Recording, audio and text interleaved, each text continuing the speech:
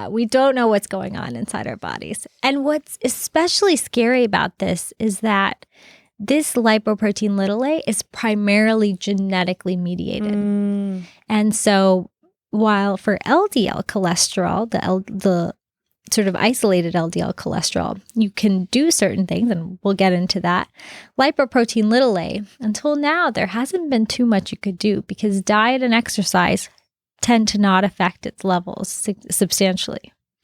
So is this the reason why, why we used to hear that maybe a 35-year-old triathlete who's at the peak of his sport, or Tour de France, I do remember the Tour de France guy, maybe 42 years old, high VO2 max, absolutely healthy, just dies suddenly of a heart attack, but having a completely clear lipid panel? Yeah, I think that is exactly right. I won't say it's the only reason because there are several things that can, lead to that unfortunate consequence.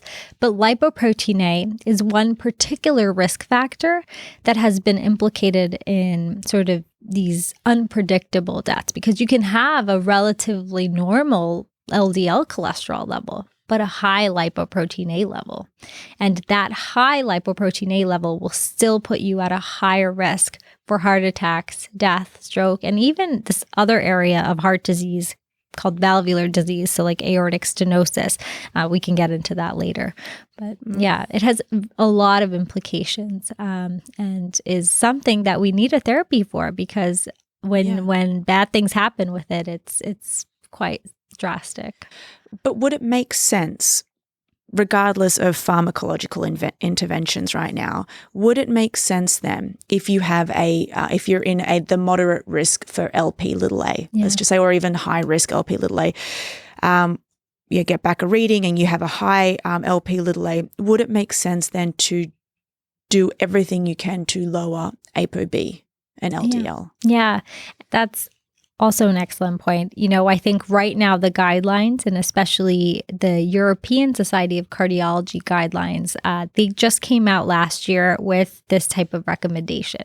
What they said was, if you do have elevated lipoprotein, first of all, they said that everybody should get lipoprotein A levels measured once in their lifetime. Because it doesn't change, right? Because I did mine. We were talking offline, and exactly. I don't have, and I was low. I don't have to go back and do it next year. Yeah. Okay. The general learning, the traditional learning has been that lipoprotein A levels don't change drastically over your lifetime. That 70 to 90% of them is it's all genetically mediated because you have this LPA gene, and it just determines what your LPA levels will be. Mm-hmm. Now, there are some studies that show that lipoprotein A can be an acute phase reactant, meaning in instances of stress or inflammation in the body, it can go up. Mm-hmm. But again, for the most part, it remains the same over the course of your lifetime. So sort of measuring it that one time is very helpful. And then understanding whether you are, in the majority and just have low lipoprotein A levels and don't need to worry about it is important. And then also understanding if you're very high risk and have high levels of lipoprotein A is very important.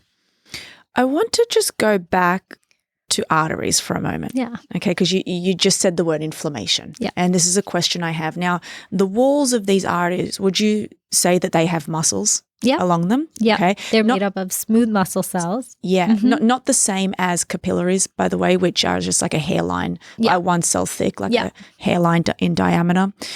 Would you then say that another cause of a heart attack or this vascular disease would be if the lining, the smooth muscle cells, were attacked by inflammation, for example? Does that is there something to be said of the walls of the arteries as well? Yeah, I think that's an excellent point. The two main theories for why, or not theories, I guess this has been explored in detail, for why people develop heart disease and specifically arterial heart disease is high levels of cholesterol and also inflammation. And those are sort of the two major hypotheses that we talk about a lot in cardiovascular conferences.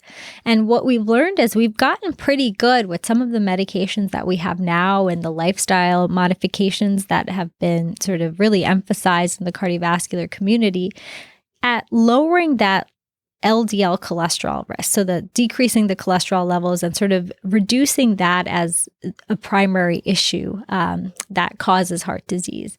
But inflammation is something we're still not great at addressing. And in part, I think, the mechanism is not fully understood.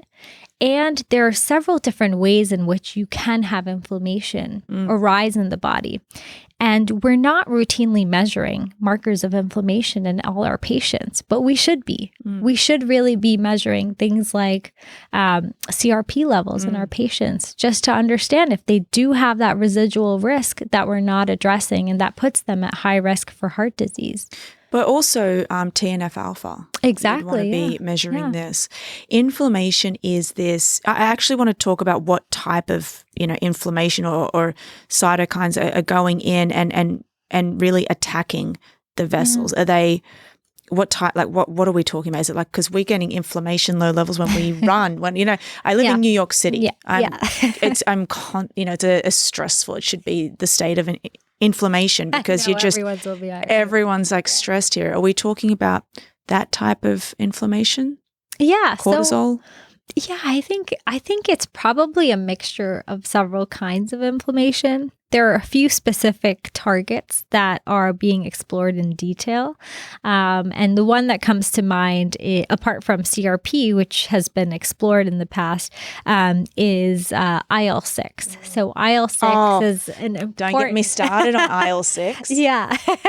Well, so you're familiar with it, but it's a important molecule, acute phase reactant that has been implicated in inflammation in several different areas of the body, but is now being specifically targeted also for heart disease. So there are new drugs on the market that are sort of being studied now as potential additional targets for reducing or mitigating adverse cardiovascular disease.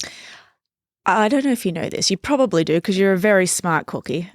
Did you know that it can actually, I call it the bipolar molecule, because it can be pro-inflammatory, just like you said, but it can also be anti-inflammatory, dependent on where it's released from. And we now know that it can actually also be released as a myokine, like a muscle-based protein. I've actually heard of the myokines, which is a very fascinating topic. Yeah. Well, that's what I'm currently researching. And just the whole outlook of IL-6 being secreted from the skeletal muscle and acting as a anti-inflammatory makes it so bipolar, right? Yeah. In my opinion. No, I agree. And I think, that's such an interesting space. And I'm not an expert in all aspects of IL-6 by any means, but I think that it's something that we need to understand and we need to know how to harness. And I think, now we're living in this exciting space where you have AI and these like targeted, went to this conference recently and they were talking about, using like nanoparticles to specifically target,